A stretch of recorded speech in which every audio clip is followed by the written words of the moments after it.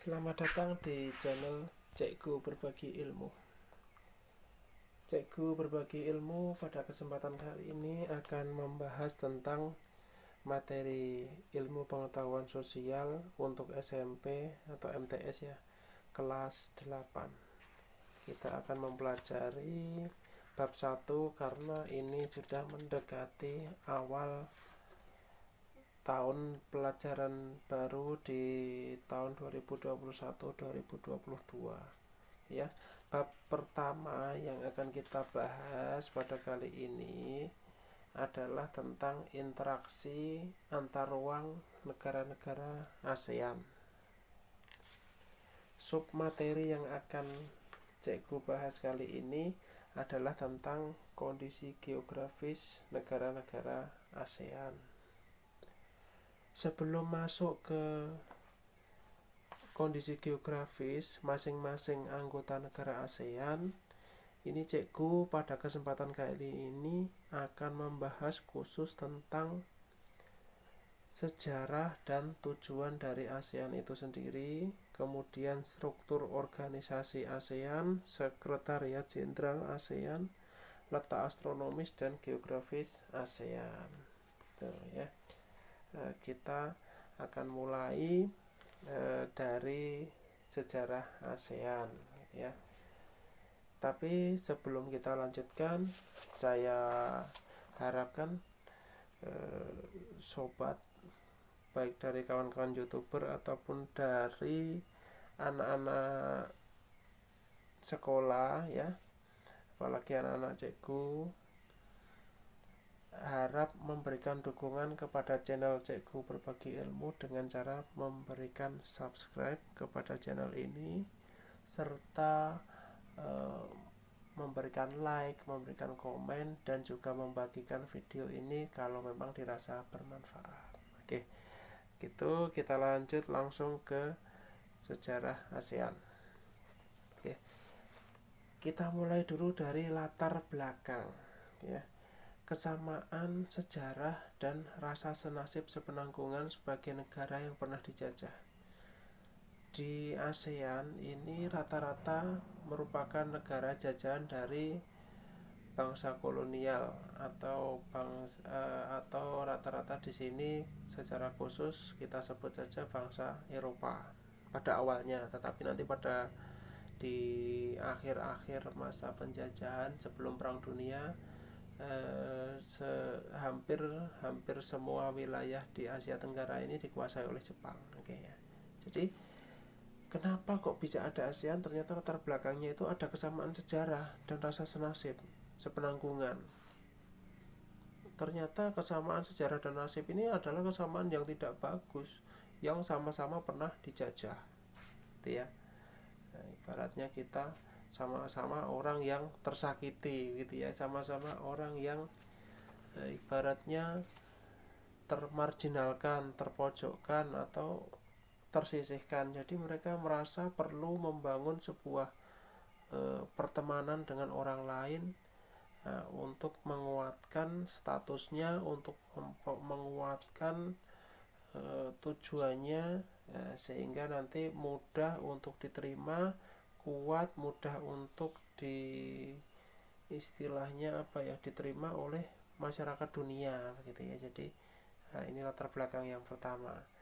Kemudian latar belakang yang kedua, adanya krisis Indochina yang ditimbulkan oleh gerakan komunis yang membuat negara tetangga menjadi khawatir ya. Di sini ada beberapa negara Indochina yang sampai sekarang tetap menjadi negara komunis ya gitu ya. Jadi ada macam seperti negara Vietnam, kemudian ada juga negara Laos gitu ya.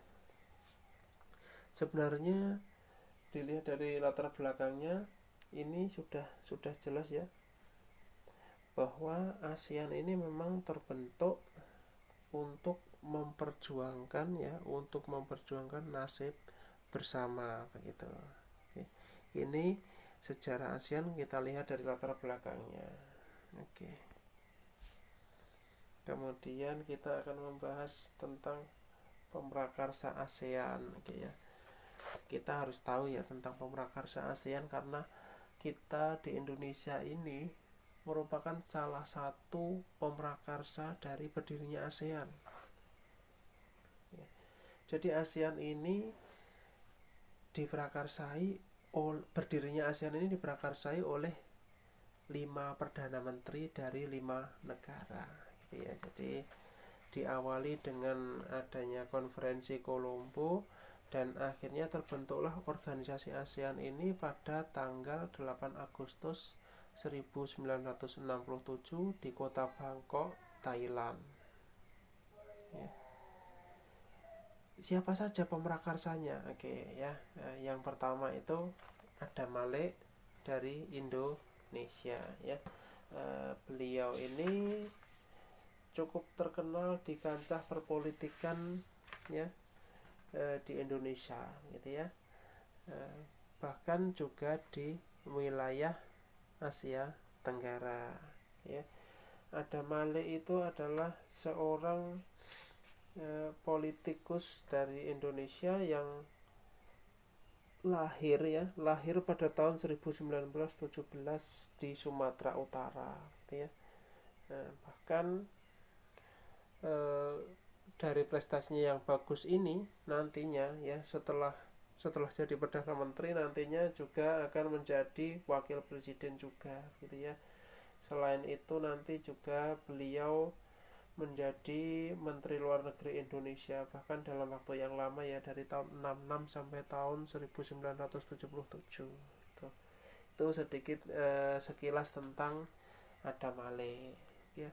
Kemudian yang kedua, pemrakarsa yang kedua adalah Narcisco Ramos, yaitu dari Filipina ya. Itu adalah sebuah negara di utara negara kita gitu. Kemudian ada Tun Abdul Razak dari Malaysia ya. Ini setelah Indonesia dan Malaysia ini pernah terjadi sengketa, mereka sudah berdamai, akhirnya mereka bersama-sama mendirikan organisasi ASEAN ya. Kemudian yang keempat itu S. Rajaratnam, itu dari Singapura ya.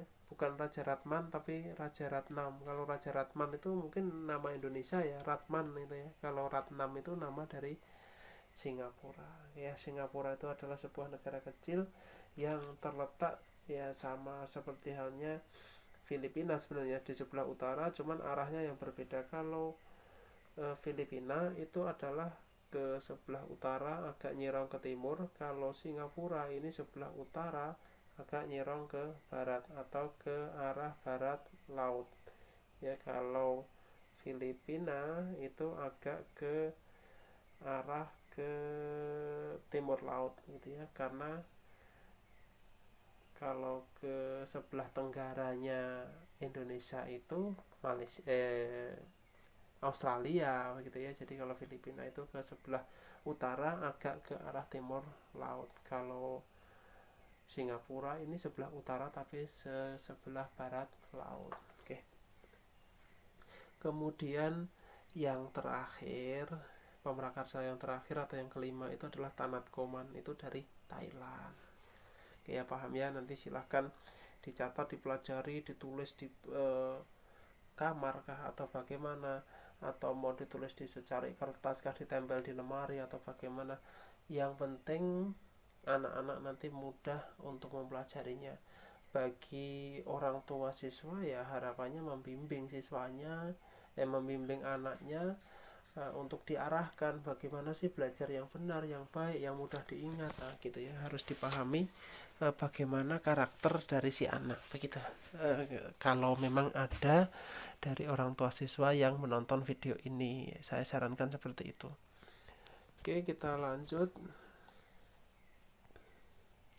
Tujuan ASEAN ini sebenarnya ada banyak sekali ya, cuman di sini saya ambilkan beberapa yang saya anggap sudah mewakili ya dari sekian banyak tujuan ASEAN. Yang pertama adalah untuk mempercepat pertumbuhan ekonomi. Sebagai negara yang terjajah, mereka harus bekerja sama untuk mempercepat pertumbuhan ekonomi agar mampu mengikuti perkembangan ya. Negara-negara Eropa pada saat Indonesia merdeka ini sebenarnya pertumbuhan mereka pun tidak terlalu cepat. Karena apa? Karena di Eropa pun terjadi kemelut Perang Dunia II, banyak sekali korban, infrastruktur pun banyak yang hancur, segala jembatan, kota udah banyak yang hancur ya. Kemudian mereka masih pihak yang kalah masih terikat oleh beberapa perjanjian yang mengharuskan mereka harus membayar kerugian perang, harus kehilangan wilayah, harus memulihkan ekonomi di negaranya, membangun segala sarana prasarana secara total. Jadi momentum itu digunakan oleh negara-negara di ASEAN untuk kembali membangun ekonominya sehingga tidak terlalu tertinggal jauh dari negara-negara Eropa maupun negara-negara Asia lainnya gitu ya. Pada saat itu yang di negara Asia yang tergolong sudah maju sebenarnya Jepang, tapi Jepang pada saat Indonesia merdeka mereka pun sibuk dengan urusan negaranya karena ada 2 kota mereka yang dibom atom, sementara Jepang sendiri harus menanggung kekalahan perang dan membayar kerugian perang dalam jumlah yang besar. Karena memang kerugian yang ditimbulkan Jepang ini sangat luar biasa. Oke, itu yang pertama. Yang kedua, meningkatkan perdamaian dan stabilitas regional gitu ya. Jadi pengalaman dijajah itu ternyata membuat mereka waspada, membuat mereka ini agak berhati-hati ya untuk menjaga perdamaian. Jangan-jangan begini, jangan-jangan begitu, sehingga daripada mencurigai negara tetangga lebih baik menjalin sebuah perdamaian begitu. Yang ketiga, menjadikan ASEAN yang bebas senjata nuklir gitu ya. Pengalaman di negara Jepang, pengalaman di Perang Dunia II, terjadi kemelut yang sangat luar biasa yang diakibatkan oleh nuklir, sehingga negara-negara di ASEAN ini mempunyai kesepakatan agar ASEAN ini terbebas dari senjata nuklir ya. Dan bahkan sampai sekarang, sampai saat ini memang di Asia Tenggara ya, sampai di detik ini, sampai dibuatnya video ini, tidak ada senjata nuklir di negara-negara di ASEAN ya, termasuk konsisten dalam menjaga konsistensi mereka dalam menjaga perdamaian ini ya, bentuk konsistensi mereka dalam menjaga perdamaian khususnya di wilayah regional Asia Tenggara begitu. Kemudian selanjutnya, menciptakan pasar tunggal dan basis produksi yang stabil. Benar sekali bahwa dengan adanya pasar tunggal dan basis produksi yang stabil ini sangat menguntungkan. Jadi masing-masing negara ASEAN ini mereka punya kesempatan yang sama untuk memajukan perekonomiannya, sehingga mereka mempunyai konsumen yang jelas. Oh, ini saya memproduksi sekian barang, harus saya kirim ke sana dan sebagainya. Tetapi bukan semudah itu, mereka harus menerapkan berbagai strategi, harus mengikuti perkembangan mata uang yang diberlakukan dalam perdagangan tersebut, naik turunnya ya, kursnya ya. Oke. Kemudian juga untuk mengembangkan sumber daya manusia dengan saling bekerja sama di ASEAN ini, tentunya ini menunjang perkembangan sumber daya manusia dari masing-masing negara, tentu punya keunggulan. Nah, disitulah nanti yang akan dikembangkan di organisasi ASEAN ini. Kemudian membangun lingkungan yang bebas dari narkotika, ini juga menjadi PR ya, narkotika ini ya. Jadi dulu negara Cina yang besar yang sangat terkenal dinastinya itu pun hancur ya gara-gara hanya narkotika ya, candu begitu. Oke, kita lanjutkan struktur organisasi ASEAN. Struktur organisasi ASEAN ini ya, saya tuliskan ada 10 ya, 10 di sini. Oke, jadi yang tertinggi ya, yang tertinggi adalah KTT ya. Ini merupakan pengambil keputusan yang utama ya. KTT itu adalah konferensi tingkat tinggi ASEAN Yang kedua adalah Dewan Koordinasi ASEAN ya. ASEAN Coordinating Council. Ini isinya para menteri luar negeri ASEAN ya. Kemudian yang ketiga itu adalah Dewan Masyarakat ASEAN. Dewan Masyarakat ASEAN ini dalam bahasa Inggrisnya ASEAN Community Council ya. Ini mempunyai 3 pilar komunitas ASEAN, yaitu adalah Dewan Masyarakat Politik Keamanan ASEAN, ada juga Community Ekonomi ya, atau Dewan Masyarakat Ekonomi ASEAN, juga ada Dewan Masyarakat Sosial Budaya ASEAN. Yang keempat adalah Badan Sektoral Tingkat Menteri ya.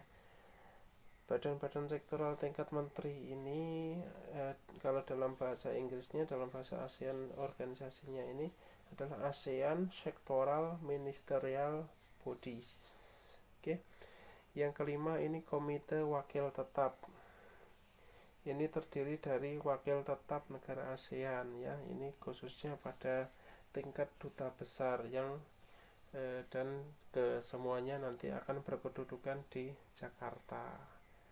Yang keenam itu adalah Sekjen ASEAN atau Sekretaris Jenderal ASEAN.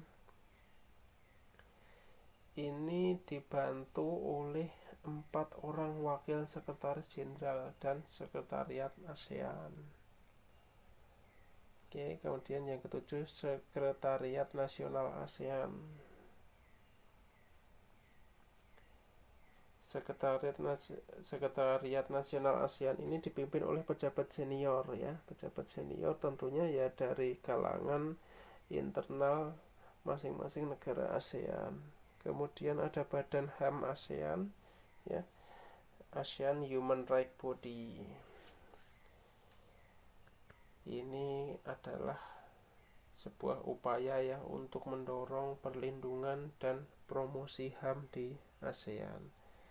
Ini merupakan pengalaman dari perang-perang sebelumnya, di mana di sini HAM sangat disepelekan ya dalam perang itu ya, dalam ibaratnya dalam penjajahan itu kan sangat disepelekan sekali. Jadi ibaratnya mereka itu tidak memanusiakan manusia gitu ya, di negara lain dijajah seenaknya gitu. Oke, yang ke-9 ada Yayasan ASEAN. Kemudian yang terakhir adalah ada entitas yang terhubung dengan ASEAN ya, entities associated with ASEAN gitu. Itu struktur organisasi ASEAN. Oke. Nanti silahkan dibaca ya, dipahami urutannya. Tidak perlu dihafalkan, yang penting dipahami saja ya. Dan yang pasti yang paling utama adalah nanti yang sering keluar dalam soal itu adalah yang pengambil keputusan utama, rata-rata yang keluar. Oke, lanjutkan kita. Sekretariat Jenderal ASEAN ya. Sekretariat Jenderal ASEAN ini ternyata berkedudukan di Jakarta ya, di Indonesia. Tepatnya yaitu di Jalan Sisingamangaraja, Kebayoran Baru, Jakarta Selatan sejak tanggal 2 Januari 1993 sampai dengan video ini dibuat. Sekretariat Jenderal ASEAN masih berada di Indonesia, di Jakarta gitu. Kemudian apa sih tugas Sekretariat Jenderal ASEAN ya? Ini ada beberapa tugas. Yang pertama adalah membantu kelancaran kegiatan ASEAN ya, membantu kelancaran kegiatan ASEAN. Jadi kegiatan-kegiatan atau perkembangan kegiatan ASEAN di sini menjadi salah satu tugas dari Sekretariat Jenderal ASEAN untuk menyukseskannya gitu. Yang kedua, meningkatkan pelaksanaan proyek ASEAN gitu ya. Jadi lalu bagaimana caranya meningkatkan pelaksanaan proyek ASEAN? Ya dengan menjalin komunikasi, kemudian dengan terjun ke lapangan. Tentunya itu akan meningkatkan pelaksanaan proyek ASEAN gitu ya.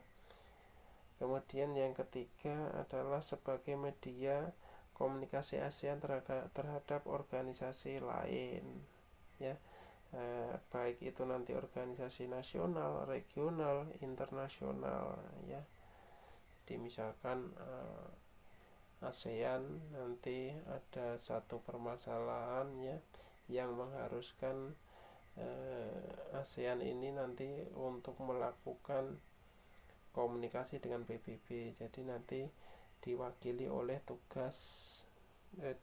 oleh seorang sekretaris jenderal gitu ya. Oke, itu tentang letak dan tugas sekretariat jenderal kita. Kemudian kita membahas untuk sub ya yang terakhir, yaitu letak astronomis dan geografis. Letak astronomis ASEAN itu terletak antara 28 derajat lintang utara ya sampai dengan 11 derajat lintang selatan ya. Jadi yang di ujung selatan ini berada di Indonesia ya. Kemudian 93 derajat bujur timur sampai dengan 141 derajat bujur timur. Ternyata di ujung timur pun juga Indonesia. Indonesia itu artinya di batas selatan dan timur. Artinya Indonesia ini berada di sebelah tenggara dari negara ASEAN gitu. Oke, itu letak astronomisnya. Kemudian letak geografisnya ya, batas wilayah ASEAN itu, karena kita kalau berbicara geografis itu artinya kita berbicara dengan kondisi nyata yang ada di permukaan bumi gitu ya. Jadi kalau anak-anak yang kelas 8 ini tentunya sudah tahu lupa geografis itu apa, karena di kelas 7 kan sudah dibahas apa sih itu letak astronomis, apa sih letak geografis. Jadi tidak akan bingung lagi gitu ya. Jadi untuk letak geografisnya ASEAN ya, ini di sebelah utara berbatasan dengan Cina.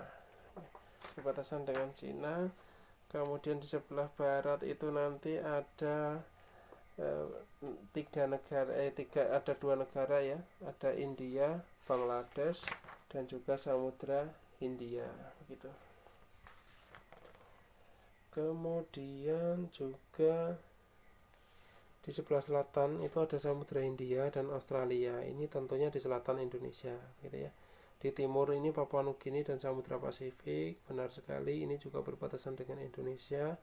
Kemudian negara Cina tadi, yang berbatasan dengan negara Cina adalah negara anggota ASEAN yang paling di sebelah utara itu adalah negara Myanmar. Artinya di 28 derajat lintang utara tadi adalah di batas utara benar, yaitu negara Myanmar gitu. Kemudian kalau di 93 derajat itu berarti di India ya, yang berbatasan dengan Myanmar tentunya ya.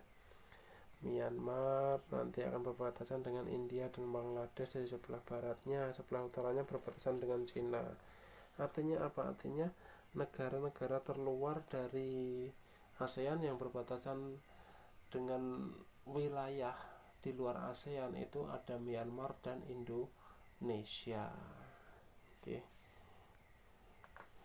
Kemudian karakteristik wilayah ASEAN ya.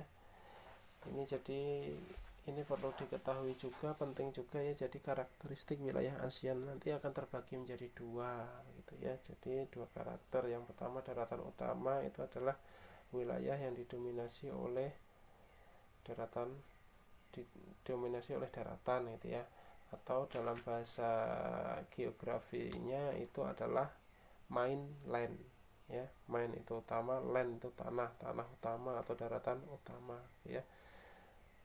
Yang termasuk ke dalam wilayah ini adalah negara-negara Indochina. Negara Indochina itu ada 5 ya, ada Thailand, Vietnam, Laos, Kamboja, dan Myanmar, di mana mereka terhubung satu daratan gitu ya. Jadi disebut daratan utama. Itu satu karakteristik wilayah di ASEAN yang terpisah dari negara-negara yang berada di karakteristik yang kedua ya. Yang kedua ini ada istilah kepulauan atau wilayahnya, karena didominasi oleh banyak pulau atau perairan ya. Yang termasuk di wilayah kepulauan ini ada 5 juga ya.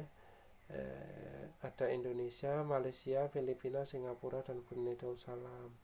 Lupa kok timur-timur kok nggak masuk. Oke ya, timur-timur secara wilayah sebenarnya masuk ke wilayah Asia Tenggara ya. Tetapi secara keanggotaan ada beberapa negara yang belum menyetujui untuk masuknya Timor Leste itu ke wilayah Asia, menjadi bagian dari ASEAN. Kalau letaknya memang secara geografi itu juga terletak di wilayah Asia Tenggara, karena Timor Leste itu merupakan pecahan dari negara Indonesia. Oke, ternyata itu tadi menjadi akhir dari pembahasan video pada kali ini ya. Pada video berikutnya tentang pembahasan materi ilmu pengetahuan sosial untuk SMP atau MTS kelas 8, nanti kita akan masuk ke submateri kondisi geografis masing-masing negara gitu ya. Nanti mungkin dimulai dari Brunei Darussalam atau dari Indonesia ataupun dari Malaysia dan sebagainya. Jadi nanti kita akan membahas negara itu satu persatu begitu. Oke, saya akhiri dulu di sini. Mohon dukungannya ya. Mohon memberikan subscribe, like, komen, share video di channel saya ini. Juga nyalakan lonceng notifikasinya agar tidak ketinggalan video terbaru dari Cikgu Berbagi Ilmu. Oke, semoga channel Cikgu Berbagi Ilmu ini selalu memberikan manfaat, selalu memberikan hal-hal yang positif, bisa membuat teman-teman sobat-sobat semua lebih aktif lagi dalam belajar begitu ya. Oke, saya akhiri. Selamat pagi.